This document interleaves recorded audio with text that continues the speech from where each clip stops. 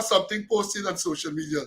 I added to mention, but it says here, 1 week after the US Treasury Department made allegations against 3 Guyanese, still no word from the private sector commission, the Bankers Association, the Jarsham Chambers of Commerce and Industry, the Guyana Gold and Diamond Miners Association, even Transparency Institute of Guyana Inc., and the Guyana Human Rights Association. As they say in board request, not forgetting the ubiquitous, loquacious National Security Advisor. I get more to add. The President, the Prime Minister, the Attorney General, Robeson Ben, Ikin, all of them silent. 1 week after the U.S. imposed sanctions against the Mohammeds and a permanent secretary in the Ministry of Labor, she was Ministry of Home Affairs, they are silent. The only man who came out to say something, I'm going to deal with you in a short while, is the Vice President last week, Thursday. They say he had a 3-hour plus press conference. I don't know this press conference. They had a 3-hour press conference. And hold on, they got a jagabat here. He said, you got a jagabat come here to tell me about politics and abusing women. Let me get you the quick time, man. Let me get you the. This is not them type of program that taking chopping some people. Hold on, I'll bear with me. Bear with me. You gotta go up on the morning program when you want come and talk crap about them things. We dealing with sanction. You have to tell me about politician abusing, and Dharamlal abusing too. And we spoke about it. Dharamlal abusing, not only abusing, he raped and bugged a little Amerindian girl. And then the lady accused him of raping cybercrime. So yeah, you don't have to get to the E. This is not the place to that. Come again with another profile, and I'm gonna deal with that. And the same thing, but not a word from the opposition. The government and those agencies that I just called have a responsibility. They have a responsibility to say something. They have not done so. But let me tell you, let me spare this release, because last week, I think it was sometime last week, Thursday or Friday, the US ambassador to Guyana had a say. There was a meeting where there was some visiting person, and the media tackled she at the end, and she had some words to say about this sanction thing. Let me play it, listen, and then we're going to discuss it at the other side of this. Listen carefully. Absolutely, I'm happy to do that. So these sanctions were 2.5+ years of investigations ongoing in the United States. We reserve these types of sanctions for gross levels of corruption and human rights abuses. In fact, 2 days ago, we also levied sanctions on quite a few Russian financiers of the Ukraine crisis. So this is something that we reserve for very serious crimes. And after 2.5 years, it was a whole of U.S. government investigation. And we had, and it's a very high bar. We do not do this lightly. This is something that we ensure that we have a preponderance of evidence before we're ready to levy these sanctions. And we had that in this case against the 3 individuals who were sanctioned. Are there other persons being looked at? Because I noted in the statement coming from the Treasury Department, we spoke of government officials who might have been involved. Could you comment on that? And also, Vice President Jagdeo yesterday said he has written to the U.S. government seeking more information. That's absolutely correct. President Jagdeo, actually it was Finance Minister Singh and Commissioner General Stacia who requested specifically officially in writing for the documentation that we used in building the case for these sanctions. And that was requested, and I strongly recommended to our partners back at in Washington that they provide as much of that information as possible, because I understand that the government here wants to do their own investigation and follow up on this. They're also incredibly concerned about this corruption. And sorry, what was your first question? The persons being looked at. Other persons? As far as I know, that is not the case. The investigation was specific to these 3 individuals.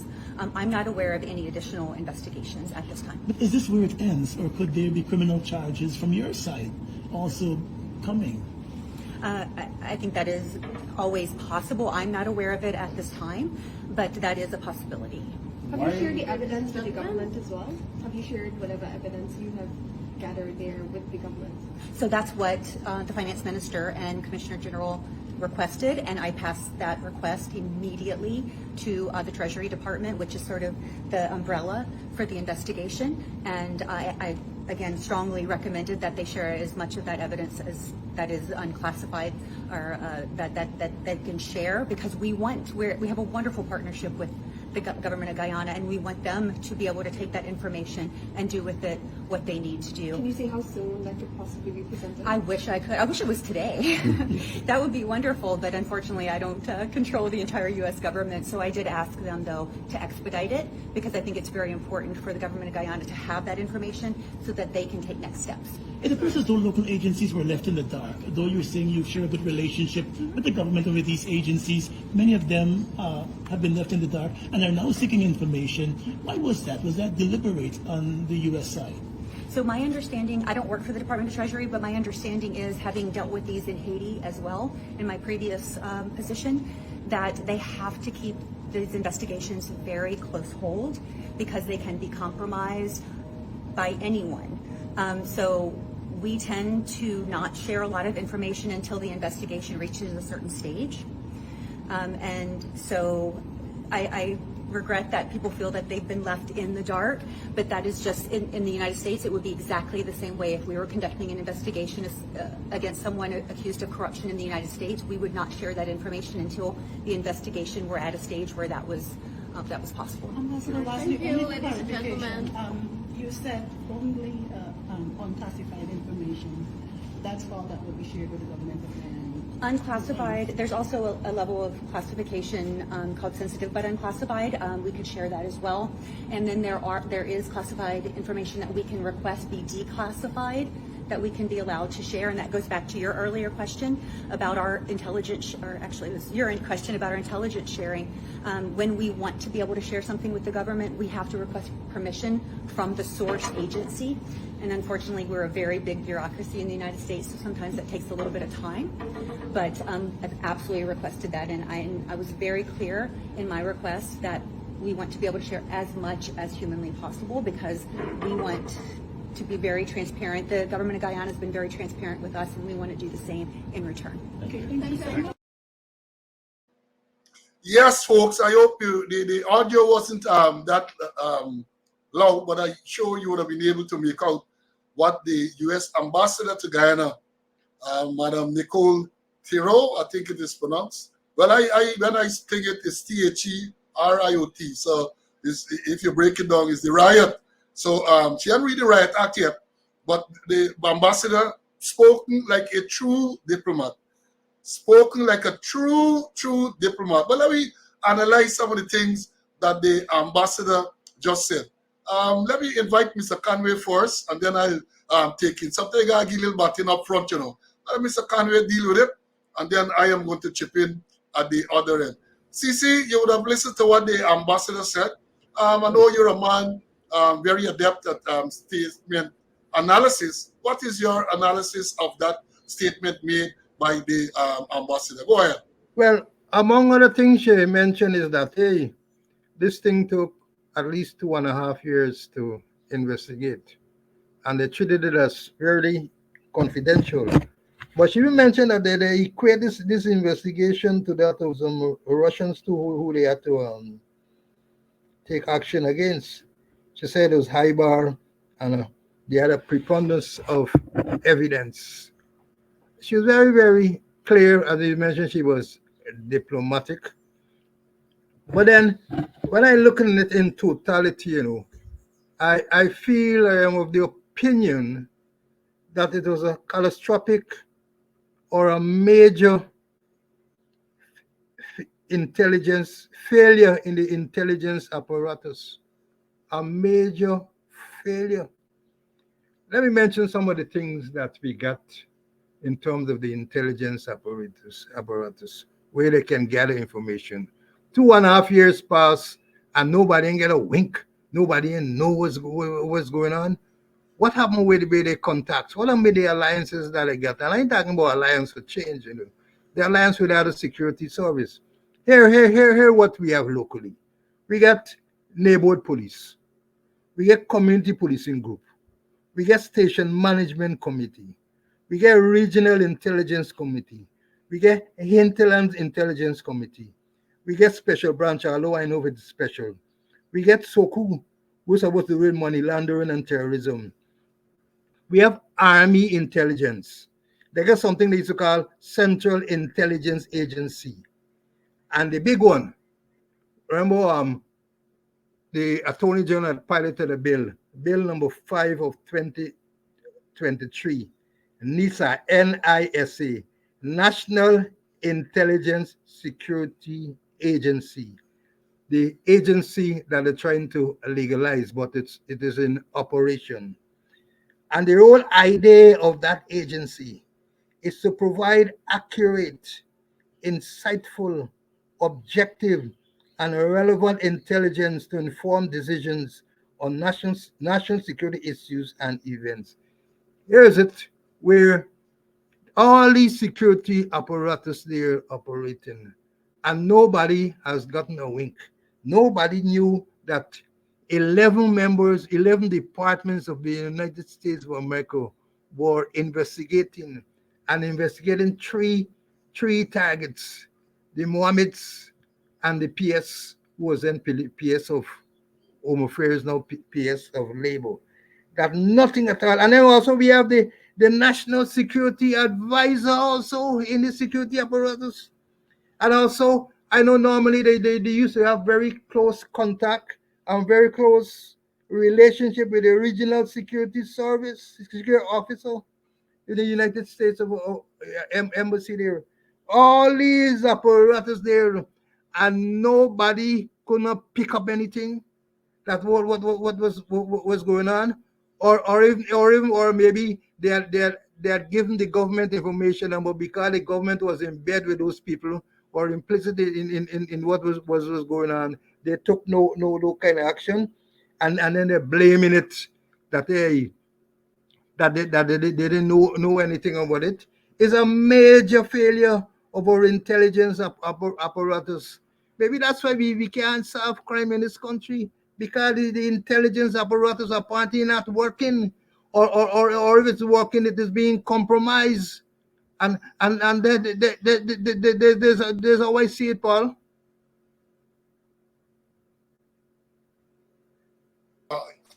Yes, my brother. Hey, let me say this. They're working, they're working, but their focus is on cybercrime. The focus is on Alec. Now they're listening to this program. Fear you're gonna say something wrong to tell you about crime.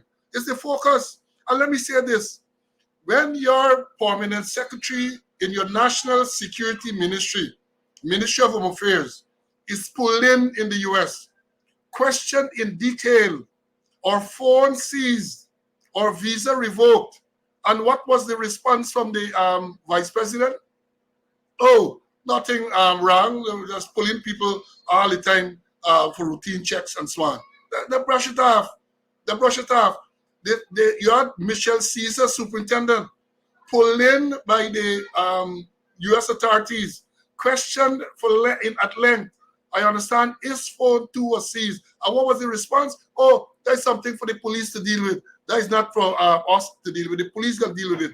So they had all of these warning signs, but either they chose to ignore it, or that they are so incompetent that they couldn't recognize the signals that were there. But the signals were there, that people were being pulled in, people were being questioned. You want to tell me, they talk about investigation, we're going to deal with it just now, that they had no interest in investigating?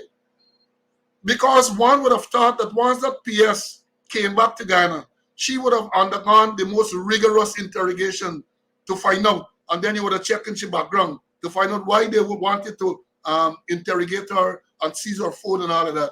But they don't want that because they might be found to be complicit. They are all birds of a feather, so they don't want any investigation. They don't want any investigation. Well, here, let me say, The ambassador said it was 2.5 plus years of investigation. 2.5. This is not no slipshot thing. Come back. If you said this is half year in 2024, you're talking about since 2022. Since 2022, this would have started. Then what she said, we reserve these sanctions for gross levels of corruption and human rights abuse. Gross levels of corruption. So this is not ordinary corruption. And that is why I said before, is that this thing is the tip of the iceberg. Listen carefully to what the ambassador just said. There are sanctions against quite a few Russians, financiers of the Ukrainian crisis. So these people are equated to sanctions against Russian financiers in the Ukraine crisis. And then they go on to say there's something we reserve for very serious crimes. You hear that? They said something we reserve. That is the sanction. Is something we reserve for very serious crimes. So therefore, it is being alleged that the Mohammeds and the PS are involved in very serious crimes resulting in the sanctions. And then she went on to say, it was a whole of the U.S. government investigation, all of the U.S. government. 11 agencies of the government, state and local, state and federal agencies, 11 took part. And you know, before I go further, somebody said it in the comment, the fact that the Guyana government did not know tells you how confidential, how these people treat this investigation very professionally. No leak. You believe, coming to what the ambassador said, you believe the ambassador dare, or the U.S. government dare, provide any information to this government about any ongoing investigation? From the time it get there, everybody know what's going on. And they are aware of that. That is why 2.5 years they conduct this investigation and did not tell anyone. They did not tell anyone, nothing and leak. But you had signs, as I've said, because people were pulling for fitness. So you had signs. But they're so callous, they're so incompetent that they decide to overlook the sign. Maybe a little bit of hubris too. And then they go on to say, the ambassador said, and it's a very high bar. We do not do this lightly. So in other words, we don't impose sanctions lightly. It's a very high bar, perhaps the highest bar to climb. So when they decided to issue this executive order, which had to have been signed off on by the US president, the evidence, as they say next, this is something we ensure that we have a preponderance of evidence before we act. Preponderance, overwhelming evidence that these people involved in the matters that they claim, the US Treasury Department claim that they are involved in. They said, well, right before they were ready to impose sanctions. Then they say the government wants to ensure, but in this part, this is a diplomatic speak, that the Guyana government wants to ensure their own investigation, and that is why they are requesting this information. Who can investigate? Let's assume, for argument's sake, that you're going to provide this information to the Guyana government. Who investigating? Barra Jagdeo? Barra Jagdeo had the most damning allegation ever made against a politician in Guyana, leveled against him. I'm referring to the Sue matter.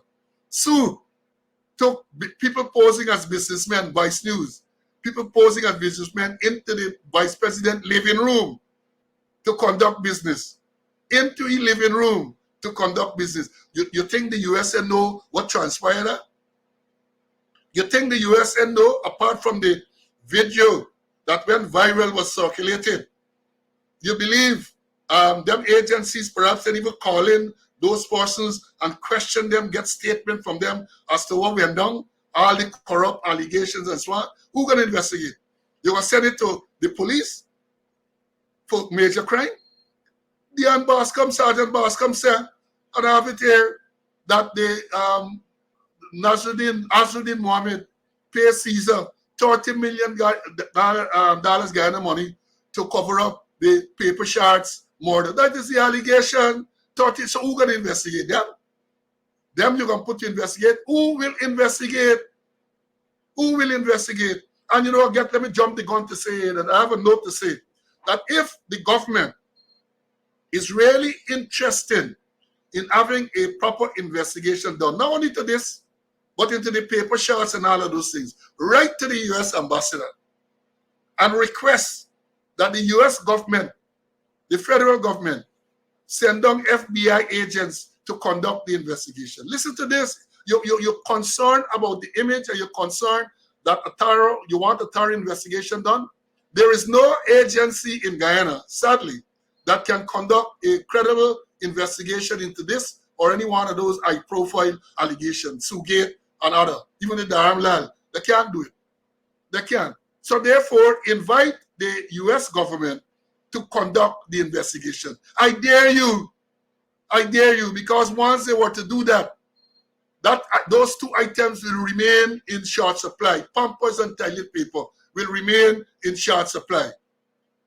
Will remain in short supply. If you really and seriously want an investigation, invite the United States to send an FBI to conduct, or invite the British to send Scotland Yard to conduct. Don't come with no RAS to investigate. I'm talking about that. The Dion Bascom allegation that the president sent on the regional security system, RSS, and some people say Vowel left out. They came to oversee the investigation into this allegation by Bascom. And unbelievable, you would not believe that they came and they never engaged with the man who is making the allegation. They never engaged with him. But then they conclude that the Guyana Police Force is in a position to conduct a credible investigation. That is madness. Madness. So, Jack Dio, President Ali, Robeson Ben, Jerry Govaya, and all of those people, if you really want a proper investigation, write to the US government and ask them to get FBI to conduct the investigation. Write to the British and ask them to get Scotland Yard to come and conduct the investigation. I dare you people to do that. Enough of you are going to jail if anything like that were to happen. And then, as we have been saying, let me pause here and tell you, I ain't getting enough thumbs up, I ain't getting enough thumbs up. This thing gets sweet. Y'all sit back, y'all enjoying yourself, and y'all ain't giving me thumbs up. Y'all are not showing your appreciation.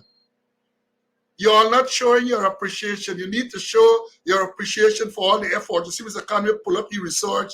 I too did my research. I don't come and talk wildly. I don't come and talk wildly. But before I bring Mr. Conway, let me tell you the next thing I have here. This sanction, or these sanctions were announced on Tuesday last. And then Thursday, oh God, Thursday they had a 3-hour media engagement. I don't know if you can call it a press conference, where the vice president sit down there and he rant and he rave and he talk all sort of thing. And he using that press conference, that so-called press conference, and he name calling.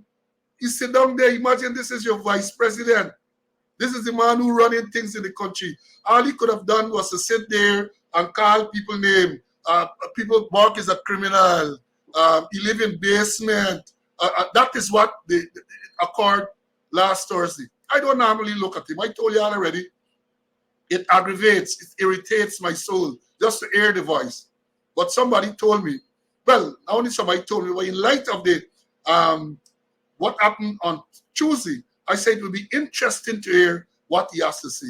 He live in basement. He's a criminal. And I said this again, and I'm repeating it, that if you calling Bork a criminal, and I'm all brief for Bork, Bork has been doing an excellent job representing himself. But I need to say this. Bork has not been committed in any court for any criminal offense. So I am saying to Vice President Jack Dio, the second Vice President, if, according to your definition, a person who is accused of committing a crime, whether falsely or otherwise, is a criminal, then you is a criminal. Because you are accused of taking $500,000 bribe from Chinese businessmen. It is there for all of us to see. So I'm saying again, if that is the yardstick for determining who is a criminal, then you are a criminal. The Attorney General was charged with law books, so therefore he is a criminal.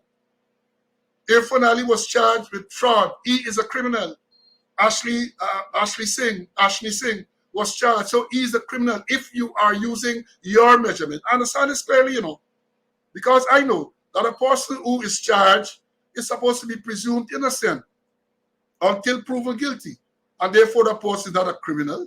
Criminal allegations were made against the person. But if, according to your definition, once an allegation is made against you, you are a criminal, then you are a criminal as well. Let me put that out there. And then this basement thing.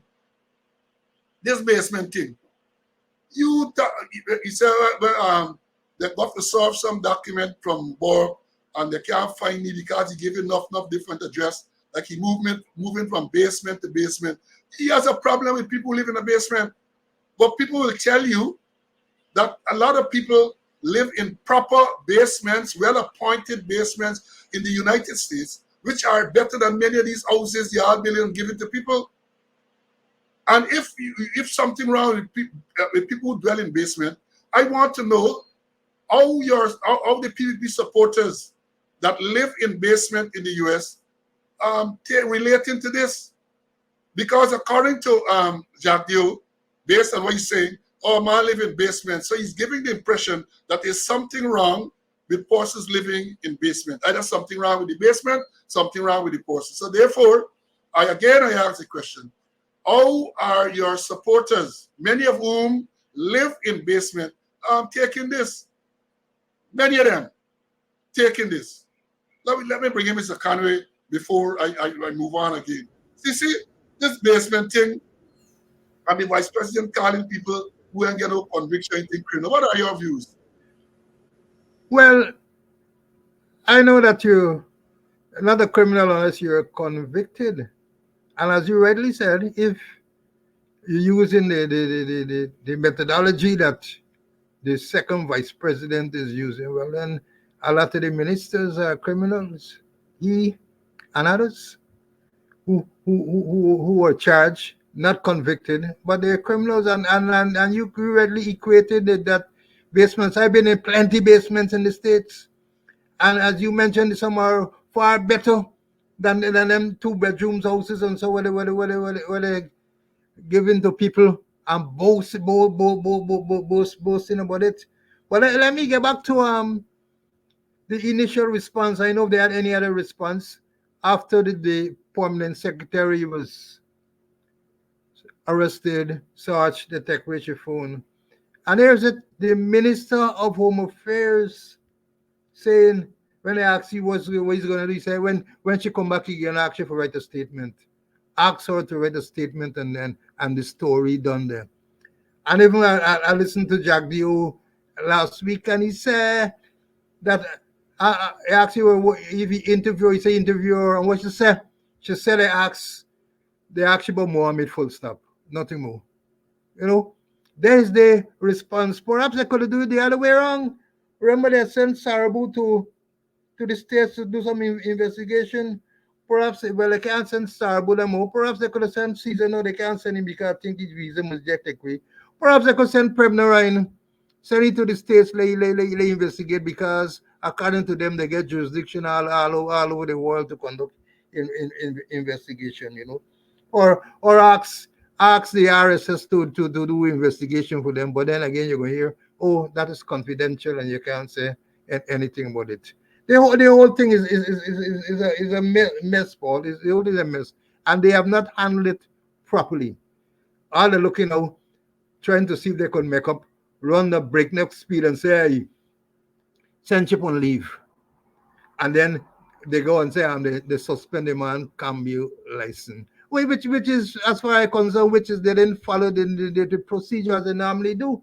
That you gotta get a person, ask them to show cause why your license should not be revoked or should not be. I'm not defending the one Mohammeds. I only know them by seeing them on television or reading about them in the newspaper. There's it that you go and you revoke. People have got to show cause Just like how you're going to take away a man, you want to take away a man's firearm license, you have to give him cause in reasonable time to explain, tell him what it is you intend to do, and tell him, hey, show me cause why it should not be revoked. So they're running helter skelter, and the more they run, the more they do things, the more they commit themselves. But more is going to come, Paul. Much more is going to come. You call them suction. In America, never say quicksand, it's suction. Once you get into suction or quicksand, the more you fight up, is the more you sink in, the faster you sink in. And that is exactly what is happening here. But listen to the press conference, part of it. I didn't listen to the whole thing. But I was listening out to hear whether the vice president would have been presumptuous and called the US presumptuous. When the judge ruled in the teacher union matter, he jumped on the same press conference and he said how the judge was presumptuous. That is what he said about Justice Sandil Kisoon. So I was listening to hear whether he would have said that the US Treasury Department was presumptuous in imposing sanctions against supporters of the government.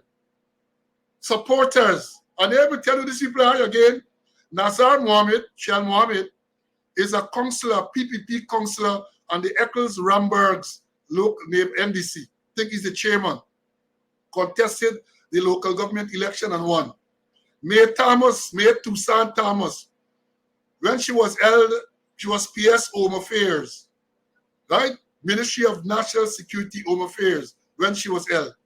She's a member of the PPP, the People's Progressive Party. Jack Dio defended that because when people said, well, permanent secretaries who are the administrative head of ministries should not have those type of open political allegiances. But he said nothing wrong with that. People get different lives, right? Recently, she was elected to the central executive of the PPP, central executive. So she's a big thing in the PPP. Government officials, PPP officials, right? They are there. So I thought Jagdio would have said that the U.S. presumptuous. But then I was disappointed, man. The man disappointed me. Like the man lose whatever little bit piece of backbone he get. And when I commented on it, a former colleague of mine commented on social media that Tom drunk, but Tom not stupid. Well, people can know what a saying mean. Tom drunk, but he ain't stupid. So the U.S. people, the U.S. Treasury Department is not deemed to be presumptuous when they impose the sanctions against the PPP operatives. No. He stay quiet on that. Now let me say, when I get a claim, they ask US to provide information. We dealt with that already. US government didn't give you no information. The ambassador actually said, government wants. He said the Guyana government. She said the Guyana government wants to do its own investigation. I asked who can conduct the investigation, and then she said she's not aware of any other investigation. But let me tell you how these things are compartmentalized. These things are compartmentalized. So people will know on a need-to-know basis. So the U.S. ambassador can know a lot of things are going on. A lot of things going on she's not going to be made aware of. So there might be several investigations going on. She's not going to be necessarily made aware of those. And then she said criminal charges are a possibility. In answer to one of the questions, she said criminal charges are a possibility. Well, let me tell you this. I am almost certain down the line you're going to get indictments. They might very well be sealed at this stage, and you're going to get indictments coming along. If I were a betting man, I can bet big that indictments going on seal and coming on. Watch and see. I just tell me, Mr. Obeman, I'm reading my crystal ball. I'm making intelligent anticipations. Watch and see what is going to happen. And then they said, hey, look, I love diplomats, I love diplomats. Coming over the end, she said, the government of Guyana has been very transparent with us. Listen to this carefully. Madam Ambassador said, the government of Guyana has been very transparent with us. You think they have a choice? Do you think they have a choice at this stage when they body from plimpla? Some people listening and understand what we mean, especially some of these Americans and people who listen from all over the world. Plimpla, prickle, what they call it, prickly or something like that, spines. Those spines on these trees and so on. We call them plimpla in Guyana. Very uncomfortable. Then she said, when we talk about information, oh, they can share unclassified information. So if you want information, you gotta wait for the US ambassador, the US government. It's unclassified. I'm sure that you can go there, file a Freedom of Information Act. Under the Freedom of Information Act, you can get a letter. Yeah, torrents. Somebody said torrents. There is a correct word for it. You can get information that is unclassified, but you ain't getting no information that the people classify. None at all. And then going on, before I begin, Mr. Conway, this thing sweet this morning. He said, then two statements came out. Two statements came out. One from Raphael Trotman, who was there at Natural Resources.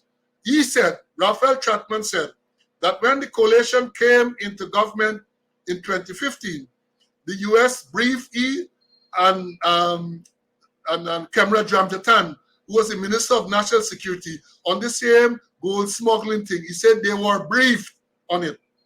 They were briefed. Well, shortly after, the Ministry of National Resources come out with a statement attacking Chapman.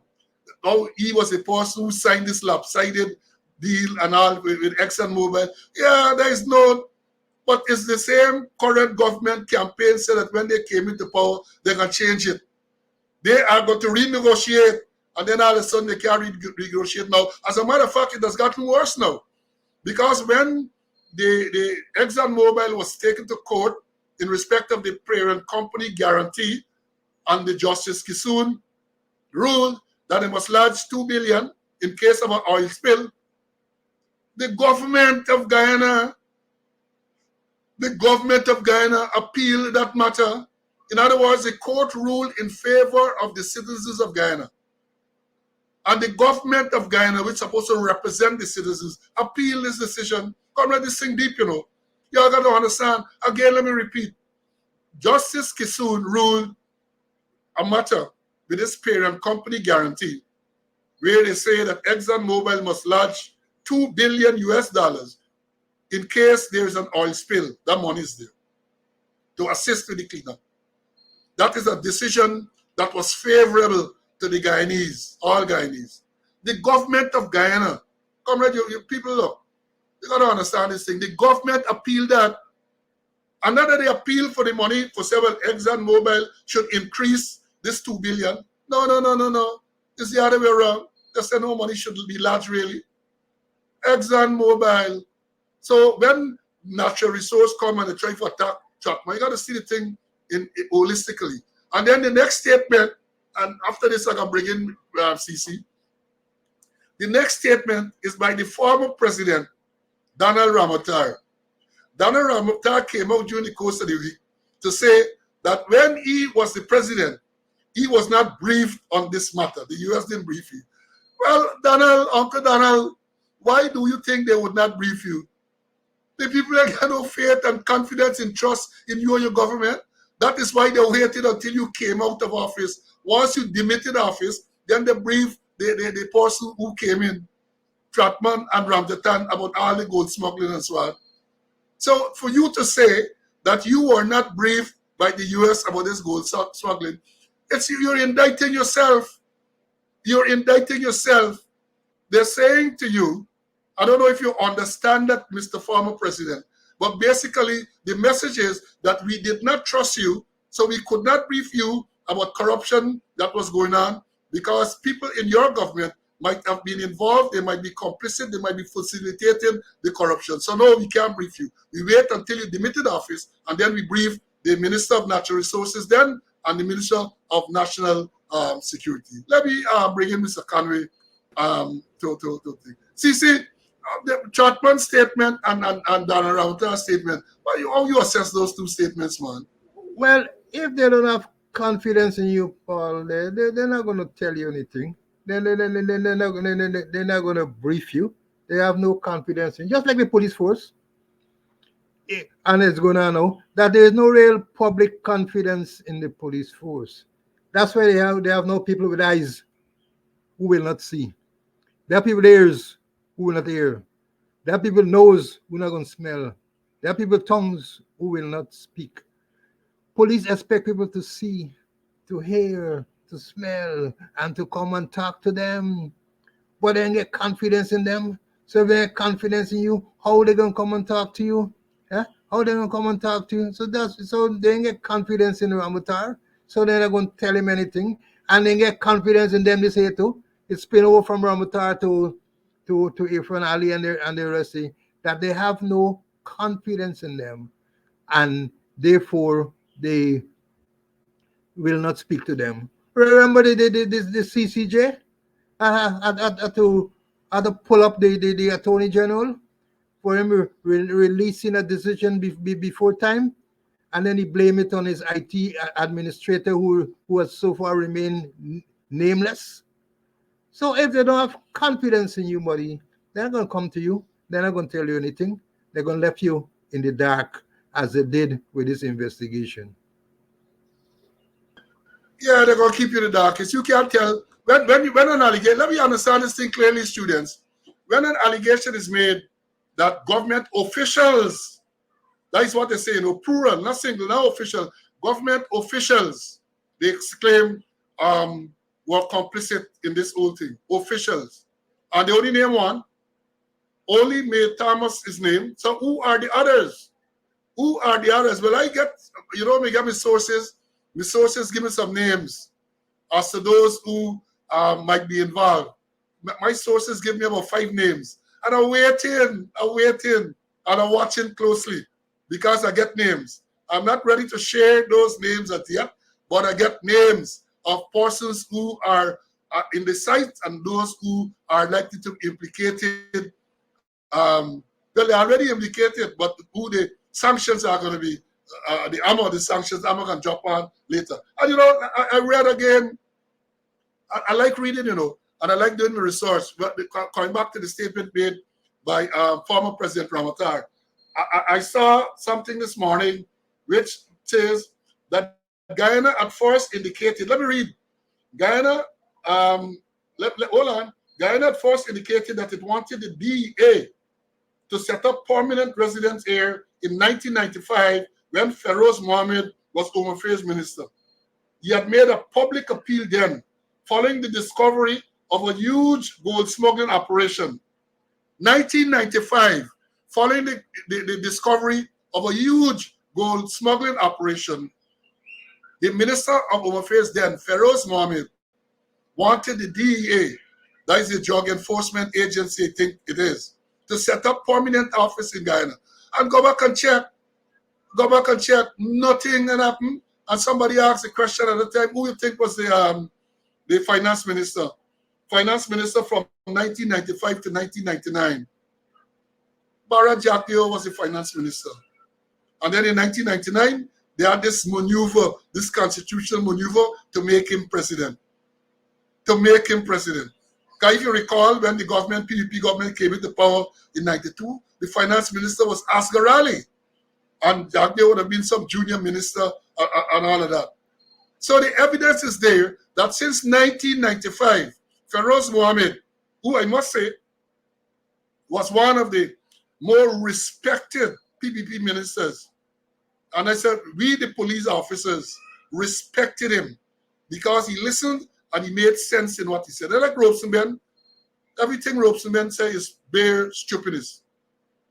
A lot of nonsense he talking. But Feroz Mohammed was respected. And they're saying that in 1995, Feroz Mohammed wanted the DEA to set up office. And again, I guess that was resisted by the other person. So they just come in and they're trying to hoodwink you and they're talking. But the important part is that since then, there was evidence of massive gold smuggling, massive. So when they come and they talk about coalition was in power from 2015 effectively to 2018, and everything coalition. 1992 on to 2015, what did they do to arrest this gold smuggling? When it was known, 1995, they say, 1995, huge gold smuggling operation discovered. And what did they do? Nothing. Nothing. And then let me go on to say, now, Mr. Conway mentioned it a little while ago about the breakneck speed to suspend the license of Mohammed. That is the Cambio license. I get the article, you know. I'm going to read part of it for you before I begin, Mr. Conway. And it's something published in Kaicho News a few days ago, captured uncharted territory. Uncharted territory. And it says, as is now public knowledge, the United States government has imposed sanctions against 2 members of the Guyanese family, and its associated companies, and has warned that entities or individuals that do business with its designated local company and principals are liable to be subject to sanction. On the blacklist, one of the blacklisted companies is involved in the local financial sector. It trades in foreign currency. From all accounts, it is a significant player in that sector. In response to the sanctions imposed by the United States, the government of Guyana, acting, it says, upon advice, announced that it will be revoking the license of the local company to operate a Cambio. The Bank of Guyana has since published a notification announcing the revocation. The government says that it did this so to protect the country's financial sector. It was improper for a politician to make that announcement. This decision is a regulatory one and should not have been announced by a political operative. The decision to revoke is a statutory power that lies with the banking regulator, the Bank of Guyana. The bank only needs to consult with the minister, not obtain consent from the minister. However, another issue arises, a fundamental issue.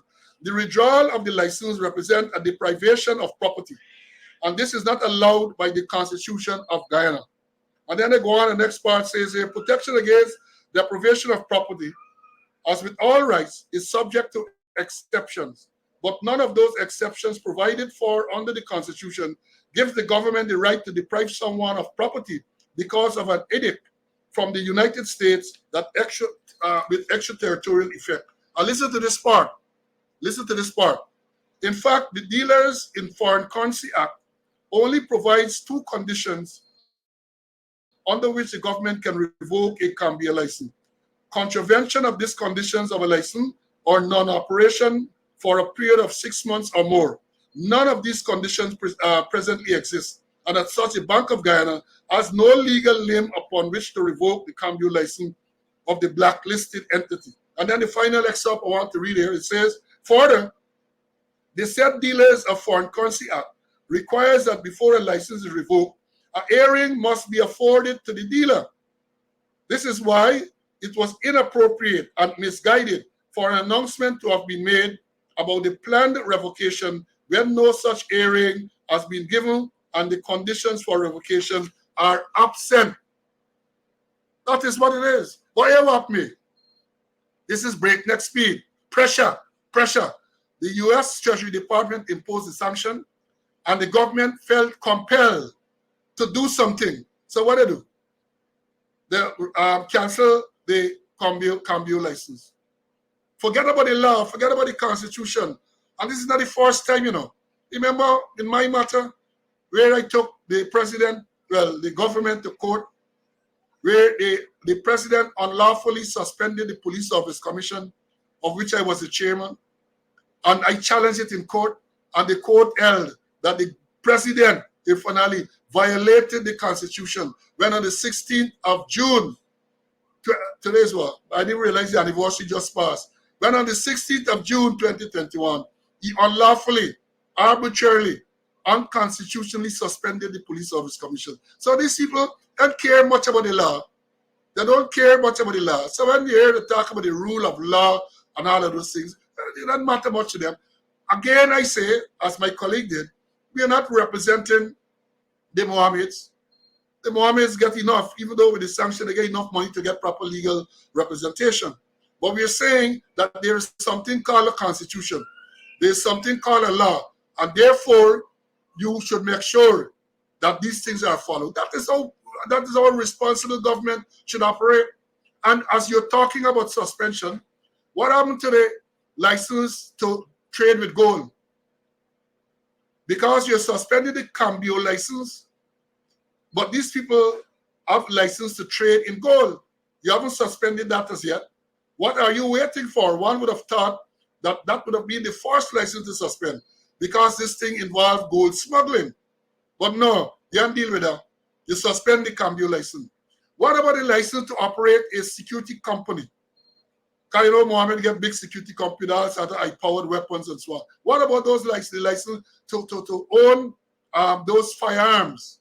Are you going to suspend those licenses as well?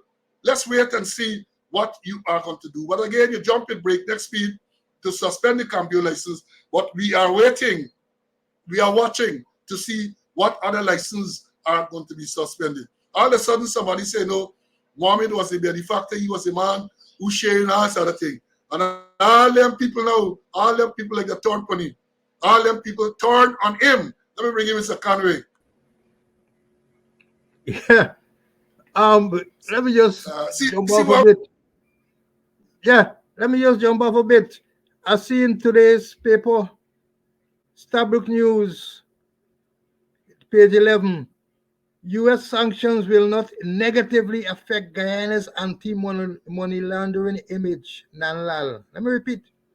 U.S. sanctions will not negatively affect Guyana's anti-money laundering image, Nanlal. And I think this was in response to an article by Christopher Ram, where we talk about consequences that will follow based on the sanctions. And here is Nandalal trying to play smart, trying to throw dust in our eyes. And I'm going to read part of the article. It said, Nandalal, however, boasted that Guyana's AML architecture is stellar, and evidence of this is a clear bill of health by the AML stroke CFT regional regulation body, the Caribbean Financial Action Task Force, CFATF. And here's what it's going to say. Guyana just went through a test, an evaluation exercise by the the organized agency for the region, that is CFATF, the Guyana Financial System and AML, that CFT architecture acquitted itself well after two-year grilling and interrogative security and detailed examination, which included a 2-day face-to-face engagement where 200 experts scrutinized our legislation, our policies, our structures, our commitment, our effectiveness. We were questioned for 2 days, and at the end of the process, we received a clean bill of health. Our AML, that CFT, receive a clean bill of health. This is our current status as certified by authorized regulatory agency for this region. What nonsense. You give an impression that this conference that they went to in Trinidad recently, I think all big posse went there, that in 2 days, Guyana was the focus. 200 experts scrutinizing face to face and come up and give us a clean bill of health. Imagine that. And this thing was that what they went to was before the announcement by the US. It was before the US announced. And I'm certain now that if they are privileged to this US sanctions, they're going to change their mind. We no longer get no clean bill of health. So nonetheless, that you get clean bill of health by the Caribbean people, the anti-money laundering stroke countering of financing of terrorism, that they give Guyana a clean bill of health. And I'm saying the clean bill of health was before the United States made the made the pronouncement, the sanctions. So it joined us in the eye that we get clean bill of health. You know, but I'm certain if that organization where they said 200 experts scrutinize our legislations, our policies, our structures, our commitment, our effectiveness, we were questioned for 2 days, and at the end of the process, we receive a clean bill of health. Imagine that. And then after that conference, the United States say, hey, no. Sanctions not only on private citizens, but on government officials. And they say there are many more officials who are involved in corruptions and anti-money laundering things. So I know what the Nandala are trying to do. You run with breakneck speed, but you're going to break your neck. Because we saying there is not right. Well, once you get a clean bill of health, prior to this sanction, the next type of examination now is a post-mortem examination to determine the cause of death. Because none of them going to drink poison and that sort of thing. Post-mortem examination. And let me say this, again, students, you got to understand that in the release by the US Treasury Department and in the press conference there, the statement by the US ambassador, they spoke about the human rights violation, but in the sanction, none was mentioned. They spoke about human rights violation, and none was mentioned. And as we know, and this is not me saying it, this is what Boston said, police sergeant said, Mohammed paid for cover-up paper shots, Ricardo Fagundes murder. And more recently, a person who was a close associate of the Mohammeds, known as Guyanese critic, he came on a program and made similar allegation about Mohammed, the younger Mohammed, involvement in paper shots murder, which led to a lawsuit, file a lawsuit against critic. Well, critic, we don't know how we're going to make up to that lawsuit filing against him, my brother. Yeah, you know, because Simona Brooms want $450 million. I see your next statement say that you didn't know that the thing would have had such a devastating impact on our what's the effect. I'm paraphrasing. As you didn't file a whole set of money, you want a whole set of money from you. And then you get, recently you see Bork want $150 million from you. Talk critic, we don't know what's going to happen. But everybody's suing you, man. Everybody's suing you just now. Even Sue can sue you just now. Everybody's suing you. So let me see, because they talk about human rights violation. And I know, apart from that paper shots murder, there have been allegations of human rights violation against many police, including a particular police who is said to have been involved in many killings over the years. One particular man who is closely associated to the PPP. They say he killed Awidis. Them roadman can know who we're talking about. His last name was Gardner, we can't remember his first name, Awidis. They say he shoot and kill Kevin Andrews on the East Bank, Demerara. They say he shoot and kill the Crescent Cycle Store trio. Well, there's only two died, one survived. So the information is there. So when they're talking about human rights violation, one of is all that they're talking about what they did to the people at Mocha. All the animals, the livestock, destroyed. Those things are human rights violation. And there are so many other human rights violations. Getting people in lock up with feces and all of these stuff. Those are violations of human rights. And one of the organizations, I don't think I mentioned the Guyana Human Rights Association. They too might be silent in all of this. So what are the human rights violations that the U.S. government is referring to? We would like to know. Questions should be asked. Questions should be asked. There are so many. There are so many that you see it in the news and then it dies down.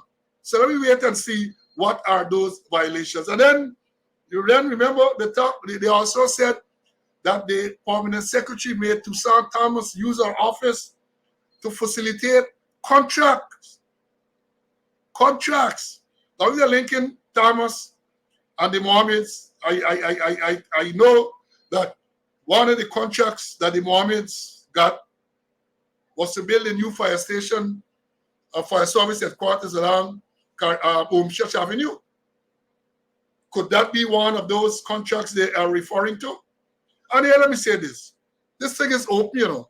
A lot of contracts are being awarded to people who don't have any track record in construction. Statement.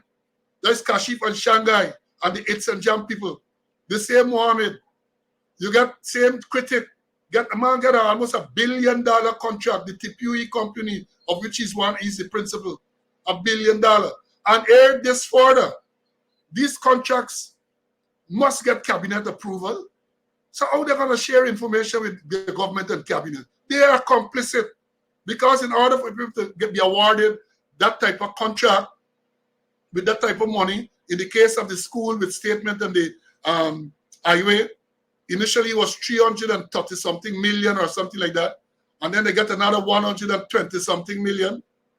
In the case of TPUE, is 800 and something million dollars. And then you had in case of the fire service, I'm not sure what is the dollar amount, but a lot of money being awarded to people who ain't got no track record. So therefore the old process is corrupt. And the Americans, the Treasury Department alluded to that. Well, not only alluded, they mentioned that in the statement. The powers of a permanent secretary to tell people about bids. In other words, insider trading. Tell them bid for this contract, bid so much. And that is what is being alleged. And we sit down. They talk about passports.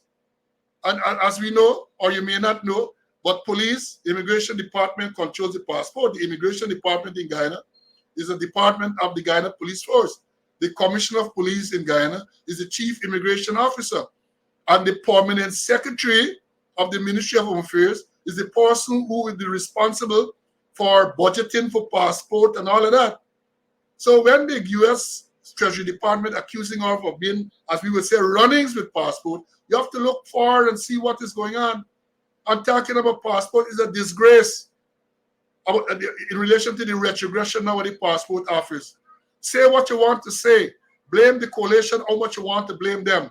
That is one of the things they had sorted out, they had regularized under the Ministry of Citizenship, headed by former Commissioner Winston Felix. You could have gone in there and you would have got your passport within 1 week. You ain't got to talk to nobody. That was routine. You had an arrangement. If you wanted expedited passport, that means you want to get it the same day. You paid an extra money. Officially, you get your receipt and you get your passport the same day. Now, hundreds and hundreds of people lining up there when the morning come to get passport. And then they tell you, well, the number to be dealt with on that particular day has been reached. You got to go and come again. So if you come from Essequibo, you come from Linden, you come from Timbuktu, you come from wherever, that was the system. And they don't want to admit these things. They don't want to. A situation like that leads to corruption. It presents the opportunity for persons to be corrupt. And I've said it before, I'm saying it again, one of the more efficient departments in Guyana is the immigration department. One of the more efficient departments, not only the police force, but in Guyana is the immigration. But when they ain't get passport and when the government got to buy the passport for them, when they ain't get passport, what do you want them to do? What do you want them to do? They're creating the environment for corruption. That is what the government did. Create an environment, a system that they inherited in 2020 that was smooth, very smooth passport. I remember a friend came to call me. He wanted an expedited passport and he wanted me to see if I can talk to somebody to get that. I said, man, you don't need to do that now. Just go there and tell them that you needed an expedited passport and they are going to facilitate you. You got to pay something extra. He couldn't believe. And then he went there in the afternoon. He called me back. He said, man, I did not know this thing so smooth. Thanks for advising me. That is how smooth it was then. Let me bring in Mr. Conway. Mr. Conway, your closing remarks, man. I know we get enough to talk about, but give me a closing. We are almost at 2 hours already, and we're going to make some announcements when we finish here. Yeah, I want to support you in terms of, the immigration department. Depends on what the government has created make it difficult for people to get passport. The ranks there, led by I think is Superintendent Telford, they've been doing an excellent job. Yeah, they've been doing a good job, but then they're under some severe constraints. And I just want to go back to human rights because my right was violated. That I was unlawfully arrested, taken to Brickdown police station, kept for over 8 hours. And you miss it out, although they subsequently arrest you. Because once they get me there, they send up people to Timeri too, because you were expected to come in the flight. A whole posse go up there to arrest you and bring you down there. And also, what happened to me is that the commissioner couldn't send me on bail. He couldn't come. He said it's political. And attacking it over and over again. A minister of government, not Robson Ben, a minister of government who the police taking Derusuku taking directions from, send us on leave, was 4 of us, where he said he's gonna call Karimbash and tell Karimbash to send us on leave. Political interference in the police force, and that was done. And there's so much extrajudicial killings, so many extrajudicial killing, yeah, violation of people's rights, killing people left, right, and center, and not one day over the past couple of years, not one day they had an inquest to find out if anybody was criminally responsible for the death of any one of those persons. Numerous persons, dozens of persons were killed by the police, and there's no inquests being held to find out if anybody is criminally or otherwise responsible for the death of the persons. So the human rights thing, they're all over the place and is widespread. But we get more to talk about the sanction that the US has enforced on persons. Yeah, we will continue to talk about these sanctions because, as we said, this is the tip of the iceberg. This is not going on. This ain't going no place to just now. This is not going any place for quickly. And let me say this when we talk about investigation. If they're really interested in the investigation, that is the same vice president, they're talking about information. They got information out there that a senior police officer attempted to launder $16.5 million through the police credit union. They are investigating. They're not investigating. Robson Ben in 2021 in Parliament announced $300 million missing from the police finance office. What happened to that? Sometime last year, they claimed that $300 million missing at the police quartermaster store. What happened? Because I maintain, according to the system, the minister, the permanent secretary in the Ministry of Home Affairs is the accounting officer.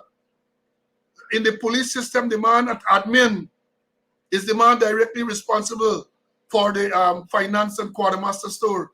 And if you have all of those irregularities, they must be held accountable. They're either complicit or they themselves are involved or complicit in the whole thing.